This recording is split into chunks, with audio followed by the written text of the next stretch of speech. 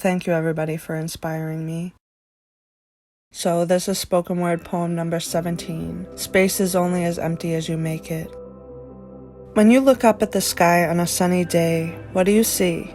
Do you think of space, or just think, hey, I'm looking at the sky? On a cloudless night, when the moon is bright, do you look up at the stars? Do you see all of them and think, wow, I'm so small? And maybe you look at an ocean, thinking of how small you are, but in a completely different way. The universe is so vast and deep, it stretches far and hugs other galaxies, connecting and interlacing them into some big thing. Something to be wondered about for sure. But space is only as empty as you make it. Who is it really writing your story? You and nobody but yourself? Or maybe your story was sewed within the stars long ago for you to live it out now. Of course our planet is just as far as it needs to be from the sun, just the right temperature with just the right weather to get us by. We all have houses to shield us from the elements, but who invented them? Sure, there's a name and a face to who invented what, I'll give you that, but what about the words fate and destiny? Maybe we were all fated to do what we are supposed to, invent and share what we need, with the upside being that many of us don't know what is going to happen, how the outcome is going to be 100%, but I feel like somewhere, somebody knows.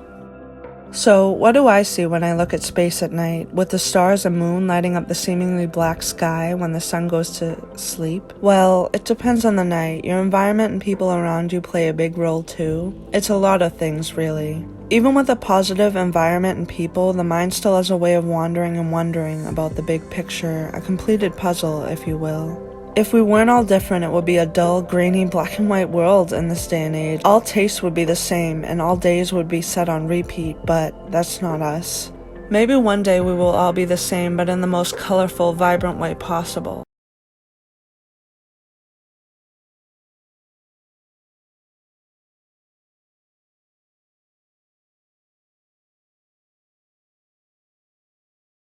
What did you feel when I stopped talking and the screen went black? Did you feel the need to do something? Did you wonder about what happened to the video? Did your thoughts roam? Did you feel a black 3D space viewed from a 2D surface, similar to how we look at places we aren't online, like the beach, but feel we are there somehow? Did you feel the beginning blackness? Or were you distracted and didn't even notice?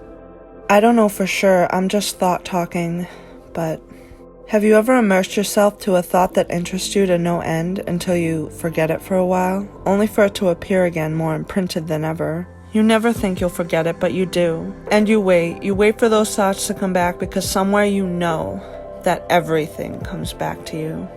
And then there's the thoughts that eat away at you, and I mean really eat away.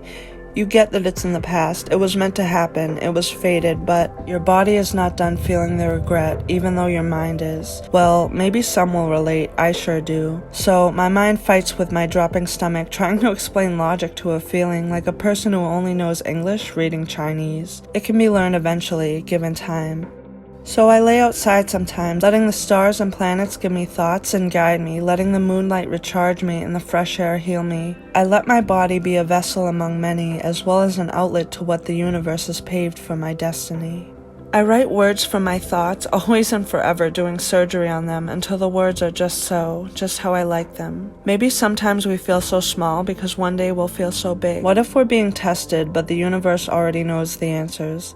And yeah, what if there's more intelligent life, but they haven't shown themselves because the general population is not ready? We write about more intelligent aliens starting wars with our weaker species, but I think that's because that is all we know. I personally think, based on my life on Earth thus far, that if alien species were truly more advanced, they'd want to teach us and work with us.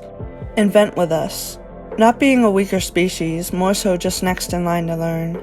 So, here I stand in the middle of my room as I finish up this poem, analyzing the algorithms which make up life, similar to how a mad scientist would, any of us really, knowing that I am inside, but also forever outside in some way, knowing there is so much to space, even on the days it feels empty. Thank you for listening. Always making you think. Until next time, bye everybody. Also, just want to add, new station in the house. We cleaned out some areas. We cleaned out an area. We cleaned out an area in the house, and now I got a window next to me, and I'm not in my room all the time.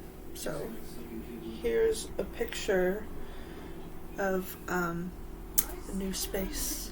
It feels so nice to be next to a window and the light's coming in, and it's literally so nice. Alright, that's all I wanted to say. Alright, bye everybody. Always making me think. Until next time, bye everybody.